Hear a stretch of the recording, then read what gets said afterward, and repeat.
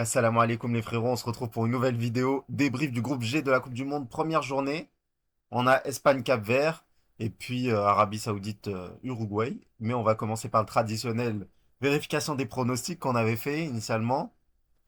Donc on avait un 3-0 Espagne-Cap-Vert. Bon, ça s'est pas du tout passé comme ça. 0-0. Mais à culpa les Cap-Verdiens, bien joué. Et on voyait également l'Uruguay battre 2-0 l'Arabie Saoudite. J'ai peut-être sous-estimé les Saoudiens.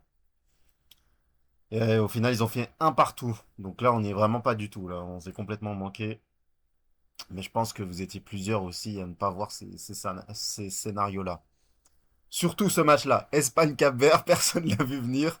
Le Cap-Vert qui a fini dernier de sa groupe de qualification pour la CAN. Hein. Pour se qualifier à une CAN à 24, ils ont fini dernier. Derrière la Mauritanie, derrière le Botswana et derrière l'Égypte. Ils ne s'étaient pas qualifiés pour la CAN, mais ils se sont qualifiés pour la Coupe du Monde, notamment devant le Cameroun, il me semble. Eh ben écoutez, ils ont fait 0-0 face aux Espagnols. Qu'est-ce qu'on peut dire de ce match? Moi, ce que j'aime bien, c'est ce graphique-là d'attaque momentum qui veut tout dire. Là, t'as, waouh, du vert, du vert, du vert, du vert, du vert. Un petit bleu comme ça. Du vert, du vert, du vert, du vert. Et là, ils auraient peut-être pu mettre un tout petit peu de bleu là pour la tête de Borges à la fin, là, sur corner. Mais voilà ce que c'était que ce match-là. De l'attaque-défense, totalement de l'attaque-défense. C'était impressionnant. Mais qu'est-ce que vous voulez que je vous dise? Les Capverdiens, ils jouent avec leur force, hein. Ils se mettent à 4. En fait, ils étaient à 4 derrière, c'était pas forcément à 5. Ils étaient dans une sorte de 4-5-1. Au début, c'était sympa. Ils essayaient de jouer au ballon, mais ils ont vu très vite, au bout de 5 minutes, que 5-10 minutes, ils ont vu que, en fait, s'ils jouent leur jeu traditionnel qu'ils proposent généralement dans les éditions de la Coupe d'Afrique, pas celle-ci, mais celle 2023, ils finissent quand même en quart de finale avec un jeu proactif. Là, ils ont vu tout de suite que s'ils jouaient ce jeu-là face aux Espagnols, ils allaient se faire ouvrir un peu comme Curaçao. Et je pense tout de suite, ils ont préféré reculer, se dire, bon, vas-y, tant pis.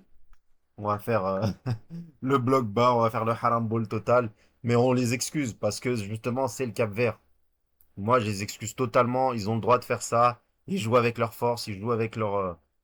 Voilà. C'est aux Espagnols de proposer plus. C'est aux Espagnols de. Bah, vous savez, on a vu le match Turquie-Australie où on avait évoqué justement le fait que les Turcs ils étaient confrontés au bloc australien et qu'il fallait mettre un peu plus de rythme, un peu plus de dynamisme pour déstabiliser la défense adverse, notamment dans le rythme des passes, dans les courses, dans les mouvements. Là, j'ai trouvé vraiment une Espagne redondante, genre vraiment un jeu court, euh, peu rythmé, peu, peu de mouvements. Au fil du match, ils sont allés crescendo, et quand ils sont allés crescendo, ils ont obtenu quelques occasions. Quand t'es dans un match comme ça, tu tires, tu marques. Faut marquer, il faut une efficacité maximale. Et le problème des Espagnols, c'est un, Ferran Torres qui a fait que gâcher énormément d'occasions.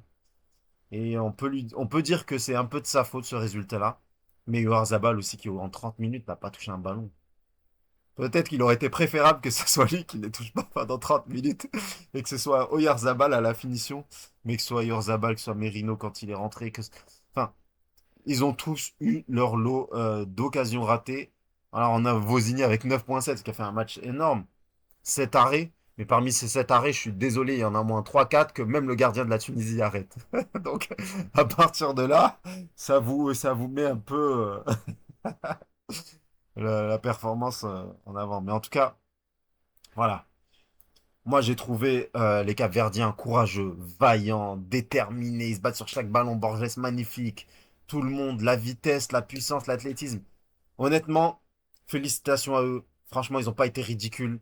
Ils ont montré que, avec un peu de, voilà, de hargne, de courage, eh bien, n'importe qui peut déranger cette Espagne. N'importe qui peut déranger cette Espagne à partir du moment où cette Espagne n'a pas la présence sur les ailes de dynamiteurs, de joueurs en un contre un, comme le sont Lamine Yamal et Nico, qui sont rentrés bien trop tard, mais en même temps, ils ont ce déficit, on va dire, vis-à-vis de leurs blessures, de leur fatigue, etc. Donc, forcément, le jeu en contre un, les dribbles et tout, c'est pas. Il n'y en a pas eu tant que ça. Maintenant, moi, je veux mettre en avant une statistique qui, moi, me paraît absolument folle. Non, c'est pas les 27 tirs espagnols. Non, c'est pas le nombre de sprints ou les arrêts du gardien. C'est ça.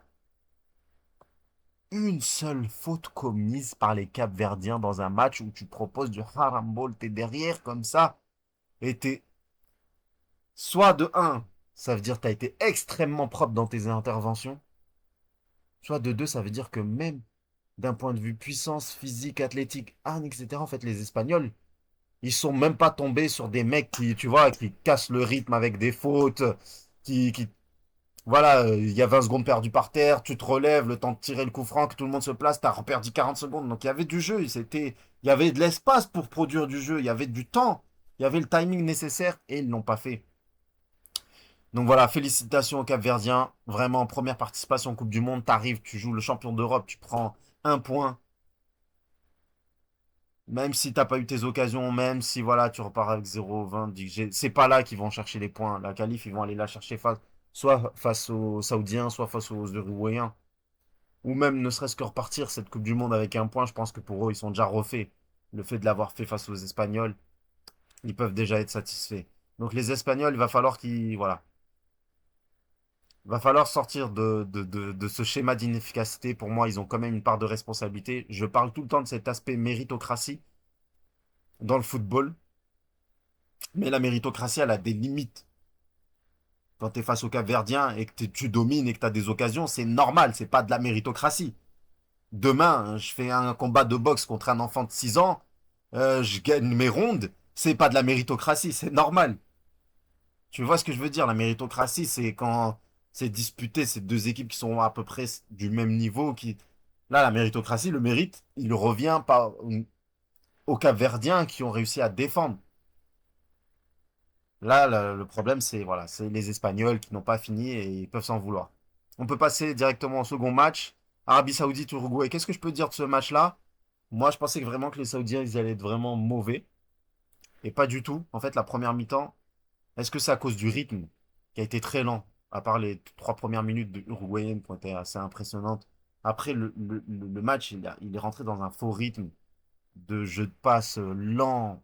Tout le monde marche, ça trottine. Et je vais mettre en exergue un joueur qui était vraiment symbole de cette lenteur absolue dans le jeu, Ugarte. Et je pense que là, le 6.3, il est mérité. Il est vraiment mérité parce que vraiment d'une lenteur, le jeu uruguayen, c'était lent. Et pareil, le jeu des Saoudiens, c'était propre en passe et tout, mais c'était lent. Et toute cette phase-là, là, on s'ennuie, on s'est totalement ennuyé. Là, franchement, il est minuit, minuit 30, les gens qui sont tombés, qui ont piqué du nez, qui sont endormis, eh ben, je comprends. Je comprends. Alors, même quand tu reprends en replay, t'as envie de t'endormir. Donc, je te jure, c'était lent. Oh là là, c'était lent. Ça manquait de rythme, il n'y avait rien à voir. Deux, trois frappes uruguayennes, mais là, Alois qui a fait 9 arrêts, hein, encore plus que Vozinha, qui en était à 7. Alois, lui, il en a fait 9. Mais pareil, parmi ces 9, je vais mettre des arrêts qui sont dans la catégorie de arrêtables par Chammar, le gardien de la Tunisie, une nouvelle fois. Et c'est vous dire un peu l'état des frappes dégueulasses que les Uruguayens nous ont proposé. Mais là, le problème des Uruguayens, au-delà, en plus du rythme, c'était vraiment le côté. Tout le monde veut le ballon dans les pieds, il n'y a pas d'appel, et quand il y a des appels, ils sont en jeu. Parce qu'ils mettent 20 ans à faire la passe, à lâcher la balle. Et côté saoudien, bah écoutez, il y a eu une période, voilà, cette attaque momentum saoudien, c'était essentiellement des phases arrêtées, des corners, des longues touches, des coups francs, des. Voilà. Et, et c'est vrai que cette période-là, là, en plus de phases arrêtées, on avait quand même Al-Harbi. Al-Harbi qui a été vraiment très très impressionnant avec sa vitesse. Bon, Abdelhamid, on le connaît, il est très rapide, etc. Donc là, quand ils ont eu ce momentum-là, en fait, c'était un momentum où on est sorti quelque peu de ce rythme lent dans le match, où c'était un peu plus direct, un peu plus rapide, un peu plus. Et forcément, bah, ça a mené au but sur coup de pied arrêté, donc 1-0 des Saoudiens. Et ils rentrent à la mi-temps, tu te dis, bon, ben voilà, bon, bah, quelque peu, on peut dire que ouais, ça peut être mérité pour les Saoudiens dans le sens où c'est eux qui ont proposé une accélération de rythme, mais ça a été séquentiel, hein, ça a été 5-7 minutes, pas plus. Donc il n'y a rien d'ouf. Après, c'est des débats équilibrés. On rentre deuxième mi-temps et là, les Saoudiens, bah, tel que le momentum le dit, c'est exactement ce qui s'est passé dans le match. Ils ont abandonné le jeu. Ils étaient plus intéressés par le jeu. Ils se sont dit, bon, on va défendre notre 1-0. Et là, je pense que c'est la mauvaise stratégie. Ils auraient dû continuer à bah, essayer de se battre. Parce que c'est vrai, effectivement, Bielsa, il a dû hurler en mi-temps. Et effectivement, les Uruguayens sont revenus avec beaucoup plus de rythme, beaucoup plus de courses. À l'image d'un entrant qui est rentré, bon, ce qu'on trouve, c'était le numéro 14, j'ai oublié son nom. Canobio, voilà. Canobio qui a mis beaucoup de puissance, de physique de course. Pareil, De La Cruz qui est rentré ben, un peu plus tard, mais lui aussi, il a mis beaucoup de courses. Donc ouais, double changement à la mi-temps, c'est vous dire à quel point il n'était pas satisfait, Bielsa, hein. Et donc là, il y a un peu plus de courses, un peu plus de mouvement, et forcément, plus de mouvement, plus de courses, ça propose plus d'occasions. Ugarte, qui était le seul qui ralentissait le jeu, au bout d'un moment, je pense, Bielsa, il en a eu marre, il l'a sorti. Et en fait, c'est quand il est sorti que De La Cruz est rentré. De La Cruz, il est venu, il a mis de l'impact, il a encore plus proposé. Et ça s'est vu, il y avait eu un avant après Ugarte dans le jeu des Uruguayens. Et donc là, beaucoup d'occasions, beaucoup d'arrêts de Alois. Là, vraiment, on peut féliciter Alois qui vraiment, bah, si les Saoudiens repartent avec le point du match nul, c'est essentiellement grâce à lui. Et là, pour toute cette phase, là, on peut dire que effectivement, l'Uruguay, bah, dans la phase de méritocratie, mérite le but de l'égalisation. Mais je dirais même plus, ils auraient mérité même le but du 2-1 parce que c'était non-match des Saoudiens. Et ils n'ont pas cherché à équilibrer les débats, ils sont contentés de rester derrière. Alors peut-être, voilà, en troisième de groupe, tu te dis, bon, ok, l'Uruguay c'est chapeau 2, eux normalement c'est censé être les troisièmes, normalement le point du match nul ça devrait suffire, satisfaire, etc. et tout, donc forcément oui. Mais je pense qu'il y avait la place de rééquilibrer parce que ils n'étaient pas si impressionnants que ça, les Uruguayens. Je pense qu'il y avait la place de proposer une deuxième mi-temps un peu meilleure que ça. Même si tu étais bousculé, même si t'aurais pu être un peu plus combatif, un peu plus de maîtrise dans le jeu, un peu plus de maîtrise dans le pressing, un peu plus. Donc, un peu frustré par cette deuxième mi-temps des Saoudiens. Et en général, ouais, je pense que j'aurais donné la victoire aux Uruguayens par rapport voilà, à l'ensemble du match. Donc voilà pour ce groupe-là. Bon, bah, après les prochains matchs, qu'est-ce que ça va donner? Je sais plus exactement. Euh, Espagne, Arabie Saoudite. Bon, bah là, je pense que c'est l'occasion pour les Espagnols de mettre un peu plus en avant leur efficacité pour essayer de battre les Saoudiens. Et Uruguay Cap-Vert, bah, si les Uruguayens se mettent à jouer comme ils ont fait la première mi-temps face aux Cap-Verdiens, et si le Cap-Vert propose exactement le même système, ils vont pas réussir. Ils vont pas réussir à déstabiliser ça. Il a fallu un peu plus de course. Un peu plus. En fait, Bielsa, il a fallu qu'il les rentre dedans pour qu'ils courent. Donc, à partir du moment où ils mettent les ingrédients, alors peut-être qu'ils peuvent battre le Cap-Vert. À voir. En tout cas, ça me surprendrait pas encore un nouveau match nul ici. En fait, ça dépendra du rythme proposé par les Uruguayens parce que vraiment, c'était un rythme lent. C'était pas impressionnant. C'est un peu dans le même délire que les Mexicains. Et c'est là que tu vois qu'il y a une certaine constante. C'est que les Uruguayens, si eux, ils affrontent la Côte d'Ivoire, le Maroc, l'Équateur, etc., ils se font rouster parce que d'un point de vue rythme, ils peuvent pas suivre. Donc j'étais un peu déçu et ça, je pense qu'il y a fait beaucoup d'équipes sud-américaines que je trouve décevantes dans ce mondial. En tout cas, dans la première journée de ce mondial. Mais c'est pas définitif et voilà, la vérité du premier match n'est pas forcément la vérité du tournoi. Donc on verra bien les gars. On se retrouve bientôt pour le débrief du groupe G. Je dois revisionner Iran, Nouvelle-Zélande parce que j'ai dormi, je vous le dis. Et je vais redormir encore parce que je sais pas vous, mais moi je commence à fatiguer. La Coupe du Monde me fatigue en plus avec le travail, etc. J'ai du mal à suivre les horaires. Donc je pense que j'ai besoin de sommeil et peut-être rattraper les matchs en replay. J'ai du mal. Je sais pas s'il y a des fous qui ont réussi à faire le marathon total, etc. et tout, mais je pense que même vous, même parmi les zinzins comme moi et tout, je pense qu'il y a des phases de somnolence dans un match, il y a des phases où tu te dis, bon, vas-y, je reprends ça en replay et tout.